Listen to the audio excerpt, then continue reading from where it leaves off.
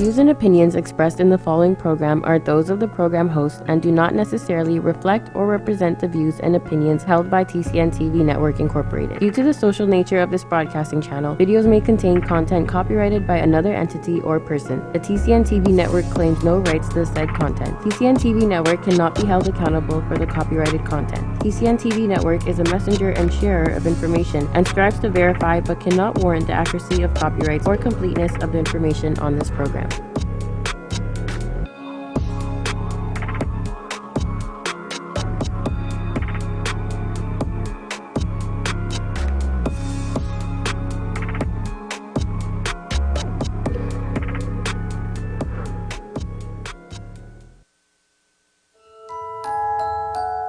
And then we expand on them with very. I'll finish off the change by buying gum. Pardon? What? And it took me a while to decipher what he was saying. I came up with we can get better at what we're weak at, and we can even get better at what we're strong at. What makes communication healthy or effective? And I.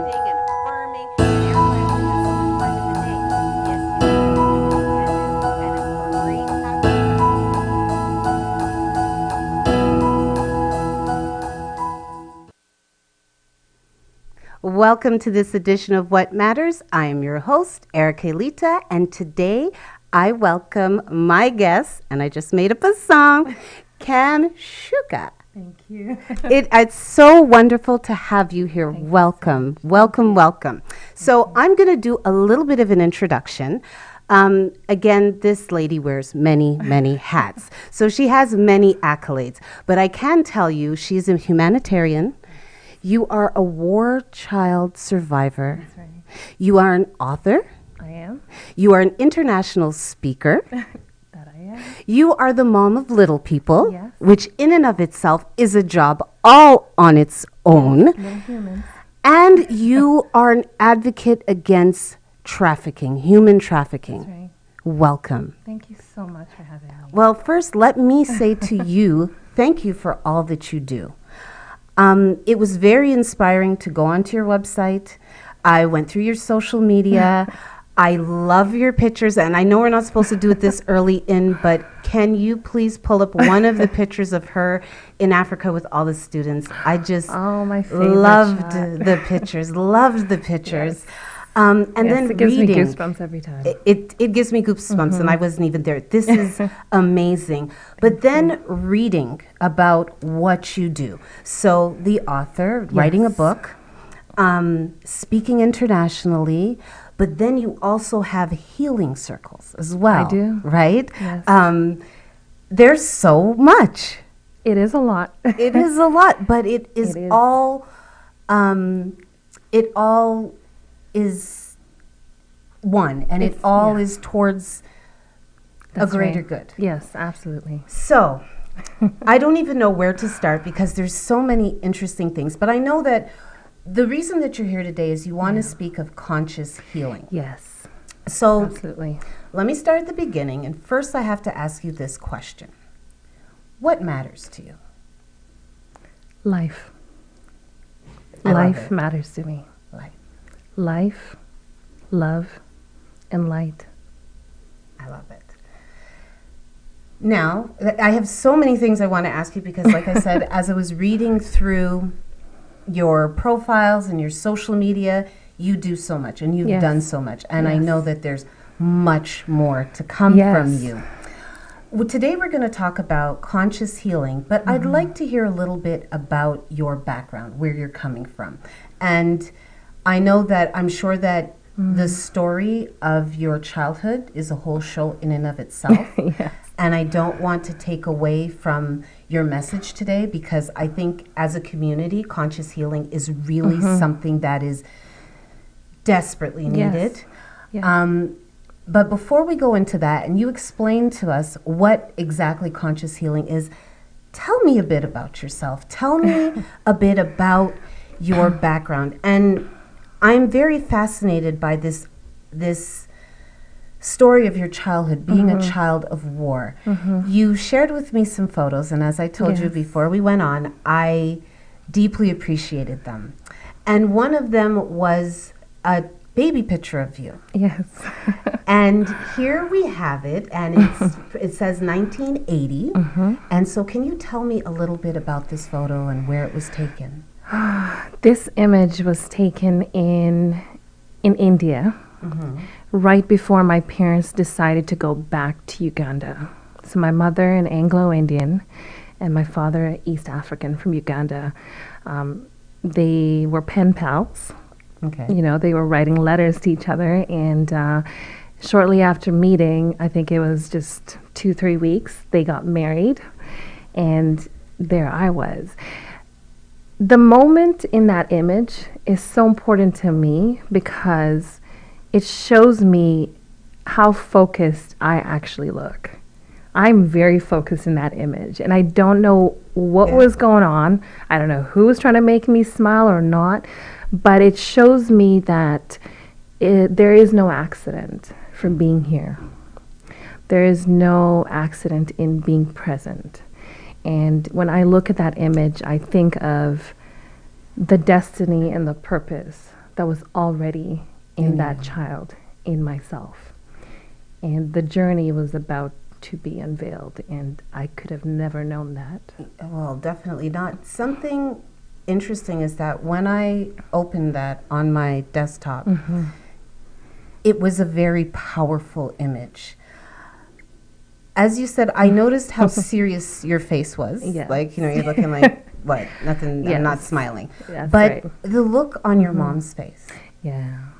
the look on your mother's face, Yeah. your father being, yes, that look, Yeah, he's where very how serious. she's, and your father looking very serious too. But it's a very striking image. Yes. And to me, knowing the little bit that I've known of your story, I felt that this was the beginning. Right. That picture is about the beginning. So what happened after that picture?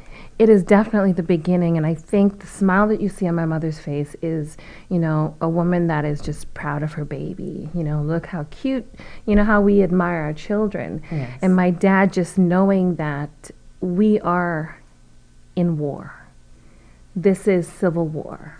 We are entering a space and a time where things are not normal and things are going to be different. He just knew, I felt like he knew how things were going to be.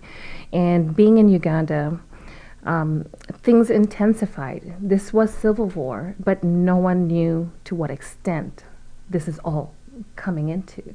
The curfews, the times that you had to be home, this was war. It was different. There was no freedom.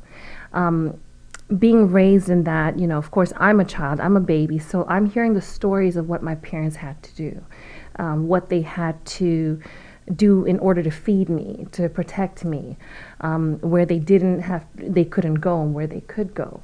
I'm hearing stories of my dad being taken away and by the military in order to scare our family. So in that moment, there was so much happening, yet there's so much joy on their lap. Because when you see a baby, babies bring you joy, regardless of the circumstance. When I look at that picture now, it reminds me of purpose in one moment. And what I remember as a child is I'm about 4 years old. And my mother is saying, you know, she's giving me a little lesson on how to make pancakes because she's leaving. Being a foreigner, she could leave Uganda. Okay. We're in the middle of war. And she's leaving and she's saying, I'm going to come back, we're going to be together, and I have to go. So I want you to take care of your father and your brother. I have a brother who's 2 years old at the time. And this is a serious moment because I'm holding all this responsibility. And in those moments, you know, I'm a child still, so I'm listening, I'm being very observant, but I'm not also realizing what's about to happen. And the way it goes is my mom leaves and the war intensifies, and we find ourselves in this little room the size of your walk-in closet.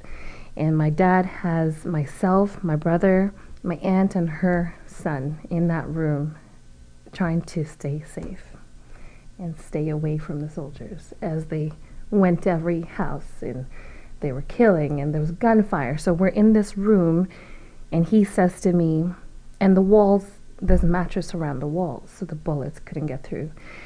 And my dad says, because of course, are we going to die? Is this what's happening? And my dad says, close your eyes and picture yourself as a big girl. Think of what you could possibly be doing. And he's allowing me, without knowing, to exercise visualization. Like he's allowing me to get into a space where I'm going to see myself in the future. He's giving me the gift of life in war. Wow. Did the clock go on, Selena? Yeah. It did. Okay. When we come back from this break, wow, that was a lot. And at this age, you were how old? I'm 4 years old. 4 years old. When we come back from this break, we are going to hear more from Kamshuka, and I'm speechless because I can't even imagine. We'll be right back after this break.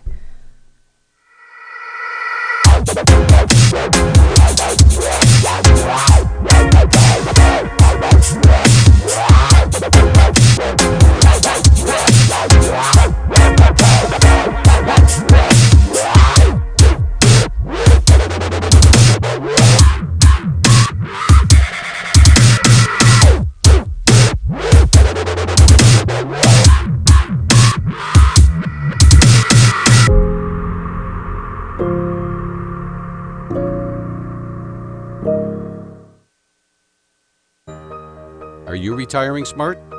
Make your home's equity work for you. With your home's equity and our 30 years of experience, the Retire Smart Properties team can help you achieve the quality of life you've always wanted. Our services are 360 degrees. We'll give you advice, take care of staging and selling, and help you find the perfect home and community to transition to. It's time to enjoy the retirement lifestyle you deserve. Visit our website today to learn how you can use your home to retire comfortably. The Retire Smart Properties team, powered by RE/MAX West.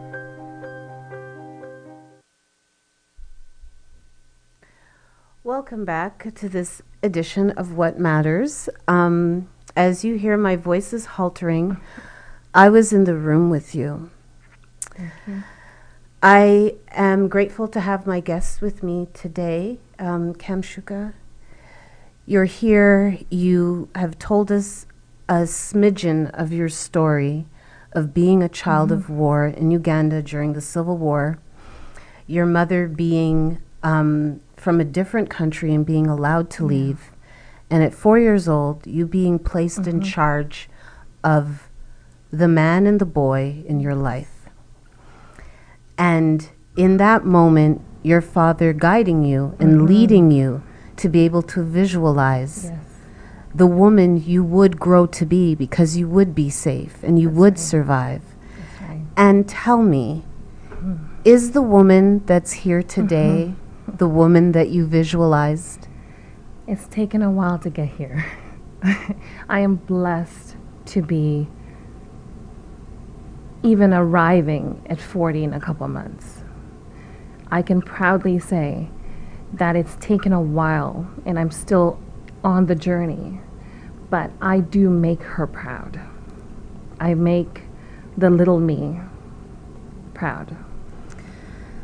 As I said, I'm going to have her come back because I really want to hear more about this. And as I said, your stories, your pictures rather, of you in Africa and you reaching back. So briefly, because we do have to talk about conscious healing. Yes, we do. So briefly, tell me a little bit about your nonprofit, I Am Warrior. Yes.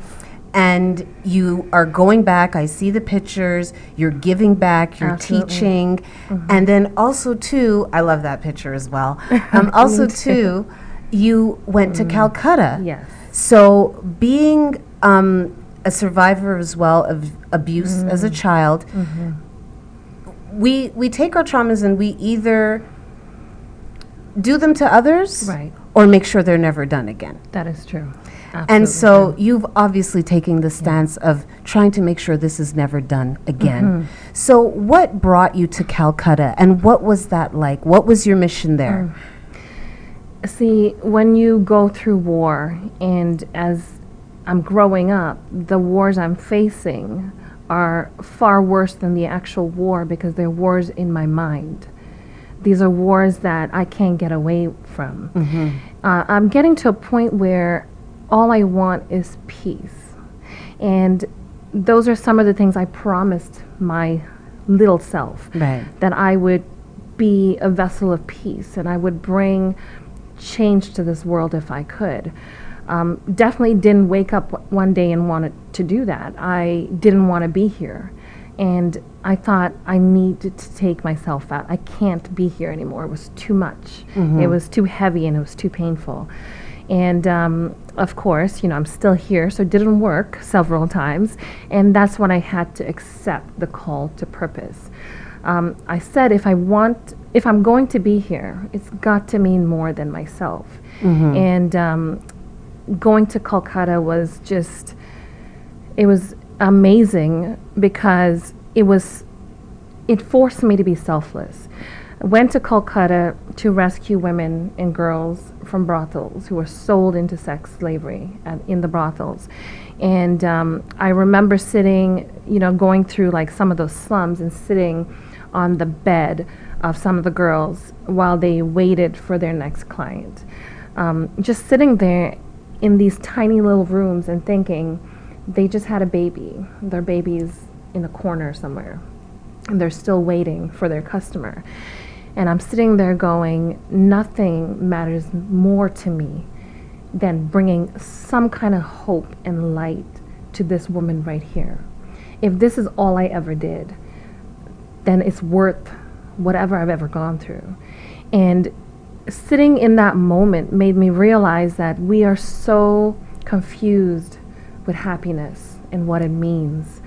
The things we have, we are so content because we have these things. There are people around the world who can never get to a place of peace. I've been able to go through the healing in myself and understand that this is a journey. I've taught myself to be aware of my journey, and this is my consciousness, allowing myself to be aware of the patterns because I couldn't escape the patterns. But there are people in this world that are just waiting for you to say something.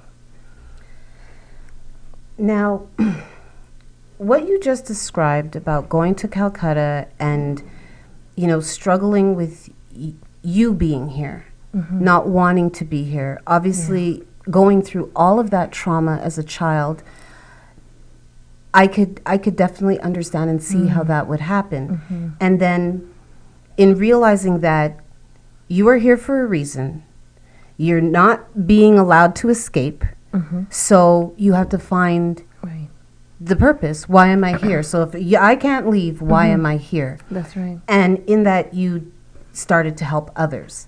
Yes. And that is a theme that I see throughout people's stories.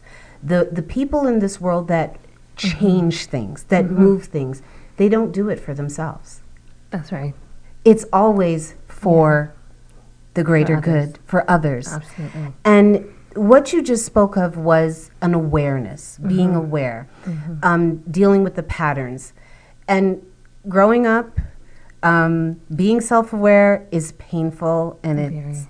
ugly sometimes. Yes. And there are times I myself wish that I was just one of those Right. people who just didn't bother me, whatever. didn't just trot along through Yeah, life, yeah. live, die, you're okay. Yeah. Always wanting to be better, right? Right. And you now have taken this and you're now on a mission. Yeah. Because I'm here, so there has to be a reason. Yes. So let me make sure I live in this Exactly. reason. I'm going to pay attention to what's happening. I'm going to pay attention to my patterns. That's right. An awareness, consciousness, being conscious. And so the way that you healed, and I saw a great post the other day, and someone said, that thing about time healing all wounds, that's a lie. Right. That's not true. It's not true. No. It's time with a combination of other things. Absolutely. And someone had commented, and I thought this was brilliant. They said, actually, the people who wait for time to heal them often end up very bitter and very angry because it doesn't work. You can't just sit and wait. You're hurt. Okay, I'm really, really hurt, so let me sit here. Right. And it'll be better soon. No. There's active work we have to do. Yes. And now I'm taking leaps and I'm making some assumptions about what you're going to say, but I believe that that's the connection to conscious healing. Yes. Is the awareness, is being aware of what is happening. So that was my interpretation of it. So you tell me, what is your idea, your concept of conscious healing? Exactly what you said, for sure. She's right. You're right. And it is the moment when you realize that I'm on this healing journey, but I still have to operate. I still have to function. I'm a mother.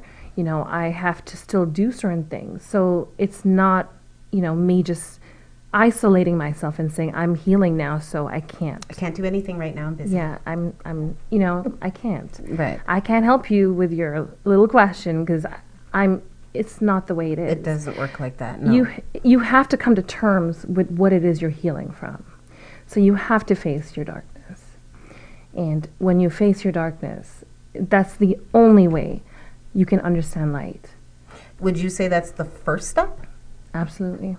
So the first step to conscious healing is being aware of what you are healing from. Yes.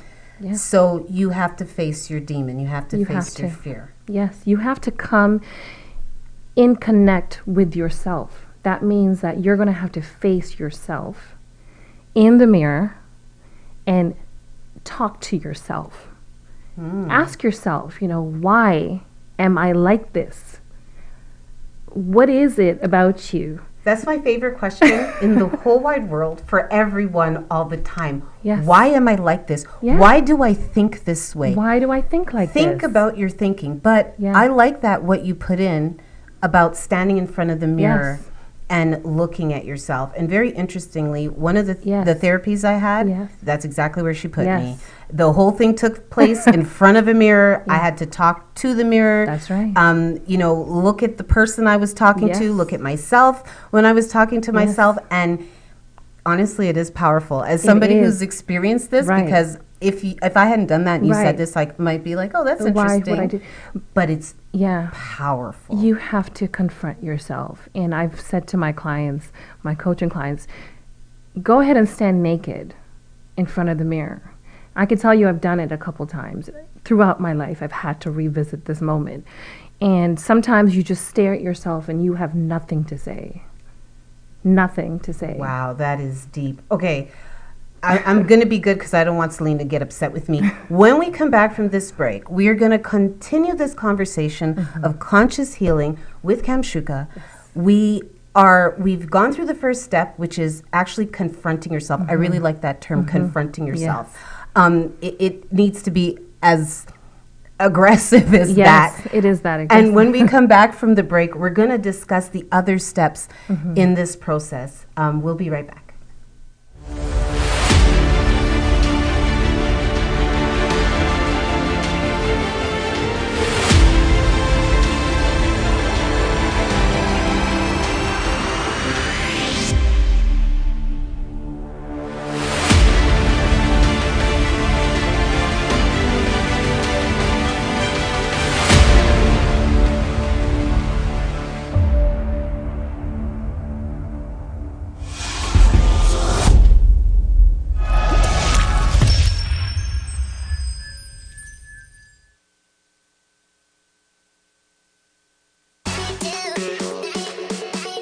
My name is Trish Curling, and I am an online coach, personal trainer, and yoga teacher, and your new host of Shaping Life, which is all about understanding that we have the ability and the control to take charge of our health and wellness.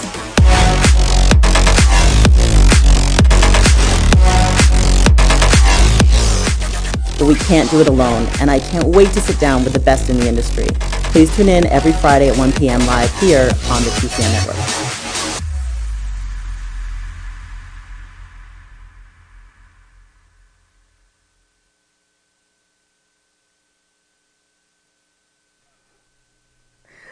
Welcome back to this edition of What Matters. I am here with my guest, the amazing Kamshuka. She is sharing with us her stories of her journey in healing, in finding herself.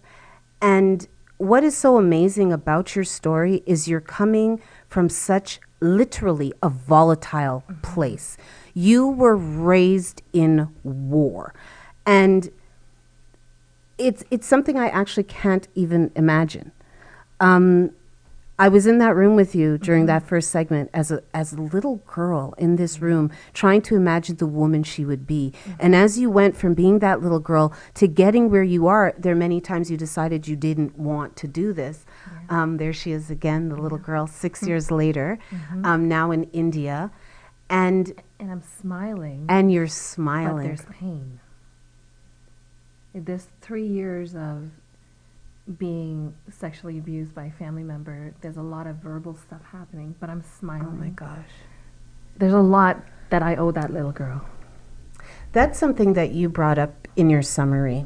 I'm not trying to skew your order here, but my curiosity is so great. You talk about that, about, honoring that your inner child. What would you say or do for that child? And can you explain that a bit more?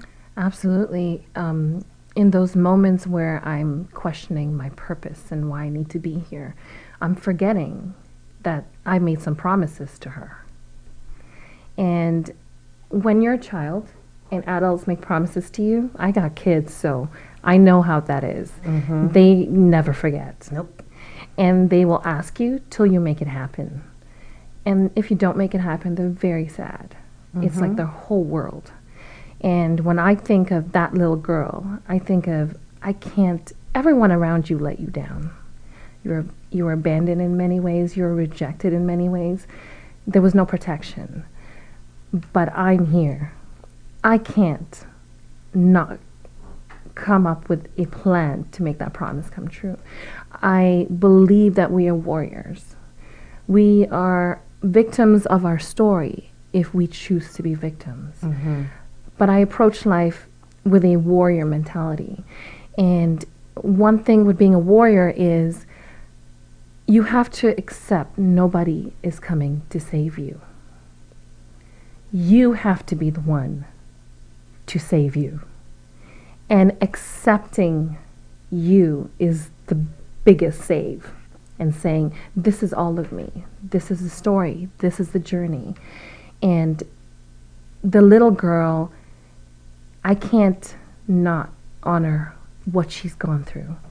The path and the journey, the things she had to sit through. The moments where she was sad, but she couldn't cry because she had to be strong. I have to honor that. Just as we honor our ancestors and we honor the stories of our parents, no matter how many times we've heard it, Yes. we still have to make them count. So her journey counts. That's so two powerful tools already. And that's, and I think that goes back to you learning, not realizing it, about visualization, right? Yes. So even that looking in the mirror, you're seeing yourself. Yes. And I think sometimes we really Absolutely. need to look at ourselves. And then this idea of going back to your inner child, the child that you were, and making them some promises. That's what I got from this. Going back and looking at little Erica and saying, okay, you know what? I'm going to do this for you. I'm going to do that for you. It's going to be okay. And then because you're the only person who's ever always with you, you can actually make some things come through for her. That's powerful. That's super. That's healing on so many levels. is. Like I'm Yes. thinking about, think about the concept of healing your own childhood trauma, of being your own hero. That's right. That's amazing. It's like re-parenting Yes, yourself. Exactly. See, I'm a mother of 4, and I realize that there are going to be moments. There have been moments where I've messed up. I didn't know what to say. I said the wrong thing. I don't want to repeat cycles. But for me to be able to be a strong person in their life, lives and do what I need to do for them to be guided in the right way. I need to heal myself. So I can't stop being a mother though. Right. So I have to learn how to heal myself and heal the generation to come also. So we're all in this together. What would you say is one of the ways we can break those generational cycles? Because the first thing that you said, which is being aware of them, is simply being aware of them. I know that's definitely one of them. And I think that a lot of people wonder, well, why is this happening to me? Right. Have you looked into your family? Yes. And unfortunately for many people, especially if childhood was difficult or their childhood was difficult, they don't share that. No. Right? They're not sitting there around the fire telling you about all their childhood stories and this one and that one. They don't want to talk about it. They don't want to talk about it. But even through observation, we can start to see what's going on. What other suggestions would you make on breaking generational cycles? Start asking questions. Why did we always say this was not okay? Why did my parents, always use that term? Or why was it always a infliction of fear to not do something or to do something, go to bed or don't go down the street or, right? Eat your food or this is going to come or that. Like, these are little things that I realize is because living in India, I lived with my grandmother and she was not my biggest fan and she was quite violent towards me physically and verbally, but she always made sure she put fear inside of me. So it would always be the boogeyman or this man's coming or eat your food or do all these little things. So when I'm getting older, I have these fears, but I'm not sure why. You have to ask yourself. You have to ask yourself, why is it like that? Sorry. Yeah, sorry. And sometimes you can actually go back and ask the people. Yes, right? if you're fortunate enough to have them still, you're an adult now, ask the question. You can ask. Absolutely. And that will help. Fortunately, my mother wrote a book, so, she's told us these stories before, and she and I have had a difficult relationship. And we grew up hearing some of the stories, but, you're a child, so you don't listen really. But I've had to go back to her book and read certain things and understand her thinking or why she did certain things. It helped me heal myself. That's amazing to have a book to refer to. I mean, I'm sure a lot of people wish their parents had written a book. Something that you said, though, that occurred to me while you were speaking is, as you say, look at the reasons why. You might see that, there was a lot of fear instilled into you. That's right. You have to be honest with yourself and realize, no, I wasn't raised in love. It was more in fear. Right. And maybe why they were so fearful. Exactly. And sometimes there are great reasons. We could understand why other people traumatized us, and you understand they're not evil, it's their own trauma. But something you said that I thought was really interesting about that finding out is that we don't know the stories of our ancestors way too often. No. And so what they're doing is often a direct result of what they went through. And like I said earlier, either it's doing the exact opposite of what was done to them or doing the same thing. Right. Yes. So if we don't investigate, if we don't ask those questions, we get stuck in the cycle and we may find ourselves doing the same thing. Yes. I think one of the hardest parts for a lot of people is admitting that their elders, their parents, the people who raised them weren't the best at it. Yeah. Didn't do the best job. We want to honor our wasn't good. parents. We want to, we want to, like, another thing, We people do. saying, I was spanked, but I'm okay. And somebody was You're like, please not. admit you're not You're okay, not okay. because it's not okay to be terrorized as a No, 3-year-old or a it's 4-year-old. not. It's not. I can't imagine doing that to my children. And I have a range of ages from 16, 14, 7, 6. But I can't imagine trying to discipline them through fear. And not that I haven't tried or some level of, and then I've caught myself like, What are you doing? wait a minute, this is not we can't repeat these cycles. We can't repeat these cycles, and it is, I think that is one of the reasons that people repeat, and here thinking of this on the fly, guys, is that they don't want to admit that it really wasn't okay. Right. They don't want to vilify their mother or their father. And by admitting the person wasn't perfect, you're not turning them into a villain. What you're doing is you're unraveling your story, and as you said, fixing the next generation. Let's heal the last one and fix the next one. So when we come back from this break, of course, it's almost over. So Kamshuka is going to tell us about what's coming up, a bit more about her foundation, and any parting thoughts on conscious healing. We'll be right back after this break. At Benjamin Law, we understand the real cost of personal injuries. As the victim of an accident, you may be the one who's physically hurt, but your main concern is that your family are the ones who will pay the price. Benjamin Law will be there for you, helping, supporting, and working tirelessly to resolve your personal injury case. Call 1-855-899-4878 or visit benjaminlaw.ca and let our family of lawyers help your family.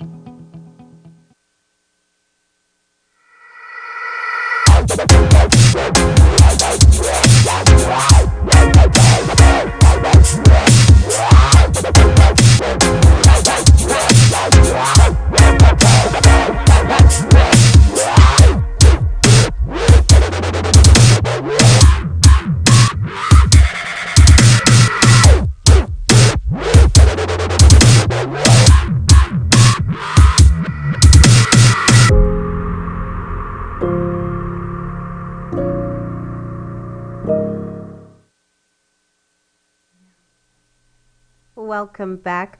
We are wrapping up this amazing edition. I've learned so much. I hope I was smoothie enough, guys. I was really thinking on the fly and being educated by this amazing woman. Thank you again, Kamshuka, for sharing your story, for being willing to be vulnerable. And that was another thing that you said about your conscious healing is vulnerability. Yes. And okay, so how in the world, this is the question, right, everybody? How in the world can you be strong and be vulnerable? Like, how does that work? Tell the people. See, we're confused by what strength is supposed to look like. Strength sometimes looks like tears. Strength in tears, in releasing, in quietness. Strength can also be found in meditation. Strength can be found in silence. We are so confused with what strength is supposed to look like that we lie to ourselves. Strength can be found in asking for help. Exactly. As simple as, I need your help. I can't do this on my own. Or going outside of yourself. So to be able to share and live in your truth, you confront yourself, you ask those questions, you accept yourself. You're now saying, I see where you are, and I'm here for you. We're going to heal. We're going to heal together. All parts of me, every stage of me is going to heal together. I like that. All parts of me, every stage of me. So in vulnerability and being truly open, and this starts with yourself. I mean, if you can't be honest with yourself, you can really cancel out being honest with any other human being. It's never going to happen.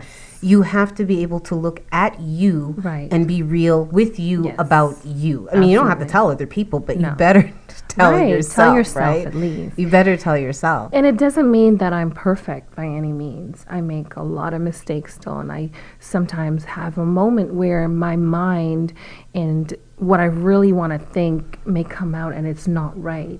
But the best part about healing is I can hear myself. I'm so conscious that I could hear what I'm saying and it's not right. I can see myself doing and I know it's not cool. No, you could check yourself. It's not cool because I want to be okay with being mad or whatever. But when you're conscious, you constantly check yourself. And now you're like, well, I got to go fix this. I can't let this be this way. Yeah, you sit there, you're like, Kamshuka, you know that wasn't right. You gotta go. I'm so mad at that voice sometimes. Sometimes it's so irritating, Yeah. this like higher road voice. It's like, be quiet. Yeah. Can't we just Like, slum through why this? can't you just let me be? Just let me be. I'll just be Everybody wrong. else- Wrong and strong, and I'm okay with that. Exactly. And you can't. No, you cannot. Because you're doing the work. And Yes, you're doing the work. And like I say this all the time, self-development's a pain in the butt. Yes. It is an undertaking. It is lifelong. It never ends. Never. And it can be annoying. But it's very worth it because you end up with a sense of peace. yes. So your healing circles. Yes. Tell us about this. I love that I've been able to incorporate this into what I do. Like I said, everything I do centered around peace and bringing love and bringing light, but also not just filling the space, but being what it is we desire. And one of the things I grew up seeing was my parents have these circles, these prayer circles or these, where people come together. And I thought, it's obvious, I'm healing. I'm having moments. I'm, getting better. I'm working through stuff. The truth is, we all are. So what if we were to come together and do this together? It's much more powerful because I'm saying to you, you're not alone. I'm here also. Maybe our pain is on a different level. Our stories and our journeys are different. But we all are on this journey and we're all trying to be better each day. So let's come together. And so I bring people together and we pick a topic. For example, we talk about forgiveness and we just dissect it and we go through, what do I need to leave here? So I'm coming with something that I want to leave here in this circle. And I'm going to leave it here. And when you have the sisterhood or even just a group of people who are surrounding you saying, I know you can leave this here. I'm here for you.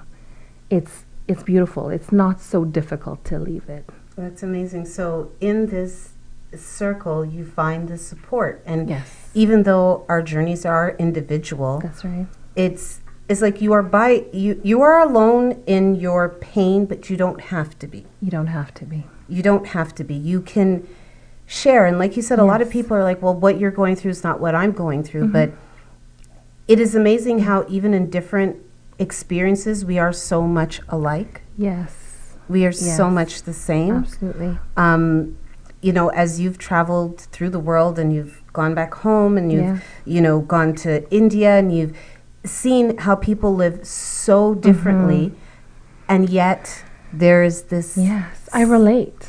Yeah. I can relate to those people, to anyone, because we don't have to look the same. We don't have to have the same journey, the same clothing.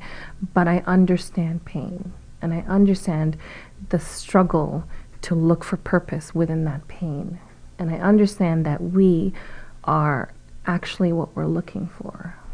A question for you, and I think it's a great question.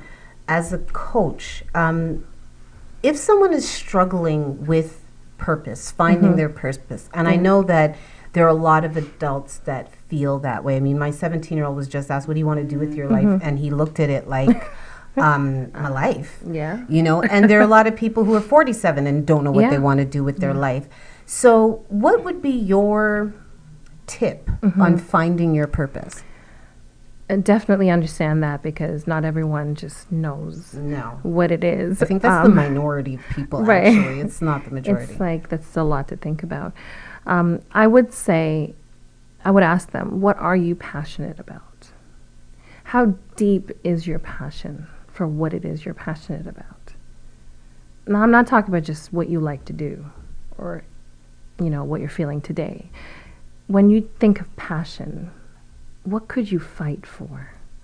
What is your passion? And once you discover your passion, and once you allow your passion to overtake you, purpose will chase after you. You won't have to look for purpose. You don't have to look for purpose. So allow your passion to overtake you. So what is coming up for you? What is next? I've been saying that 2020 is, first of all, I'm very happy to have made it to 2020. And I started the year by saying, I just want to love a little louder. I want to love myself a little louder, and I want to love the people I encounter louder. I don't want to be shy about it. And when I think of what's coming next, it's all surrounded with just loving and loving that loudly. This is going to be a great year. I feel it, and there's so many dreams and there's so many things I have that I want to do.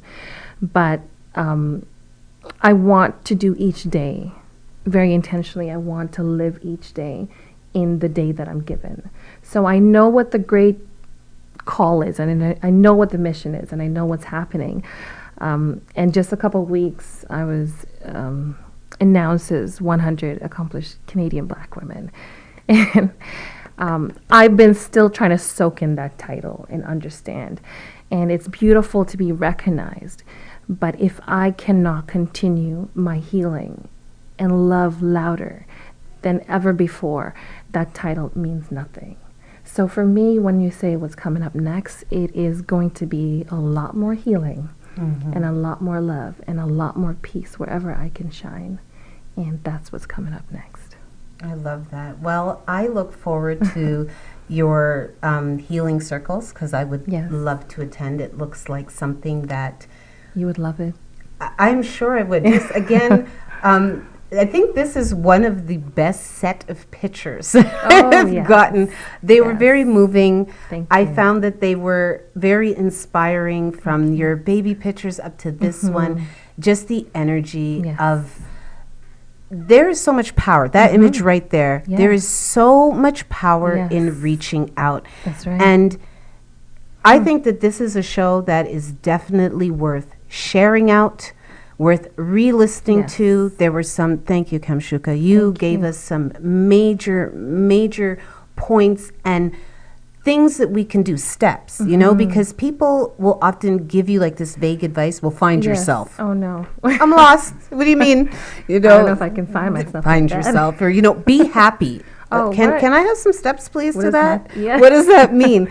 And so I Define. appreciate, exactly, I appreciate that you've actually given us some steps. And the one with the mirror, guys, it is so powerful. Yes. Get used to looking at yourself.